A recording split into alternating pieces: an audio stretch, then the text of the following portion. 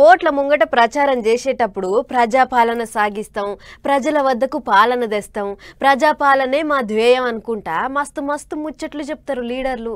ప్రజల వద్దకు పాలన అని అంటుంటే ఏమో అనుకున్నాం కానీ ఇగో ఇప్పుడు తెలంగాణలో అయ్యేటి పాలన చూస్తుంటే నిజమే ఇదేనేమో అని అనిపిస్తున్నదట పబ్లిక్కు. శినుకు పడ్డప్పుడే శక్తి జాతికి వస్తుంది అన్నట్టే చేస్తుంటారు పబ్లిక్.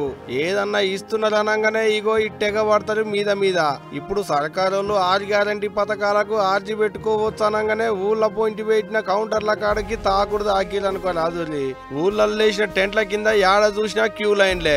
అండ్లయిగా అమ్మలక్కలైతే మారీను పొలం పనులు కూళ్ళు ఇడిచిపెట్టి చేతుల్లో ఆధార్ కార్డులు అప్లికేషన్ కాగితాలు పట్టుకొని కుప్పలు వచ్చారు. ఇక పబ్లిక్ కు ఏ తిప్పల కాకుండా జిల్లాల కలెక్టర్లు ఎస్పీలు కౌంటర్ల కాడికి పోయి మంచి షెడ్డలన్నీ అరుచుకుంటున్నారు.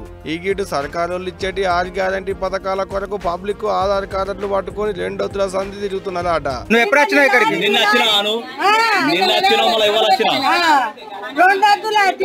ఫోటో మంచిగా చూడు కాలు నొప్పి ఉన్నది అంత. ఇగో ఇట్ట 6 గ్యారంటీలకు దరఖాస్తులు చేసుకునేందుకు ఆధార్ కార్డులు పట్టుకుని ఆగంగా వస్తున్నారు పబ్లిక్. ఇట్ట సలి కొనుక్కుంటా మేము వచ్చి నిలబడుతున్నాం గానీ అధికారులు మాత్రం ఎప్పటి లెక్కనే ఆలస్యంగా వస్తున్నారని మస్తు గరం అవుతున్నారు పబ్లిక్. ఇక ఇదిట్టుంటే ఇటు 6 గ్యారంటీ పథకాలు అందాలంటే ఆధారం కార్డే ఆధారం అయ్యే. అట్ట ఇంకా కూడా చాలా మంది దానికి ఆధారం కార్డుల మీద పాత ఆంధ్రప్రదేశ్ పేరే ఉన్నదట.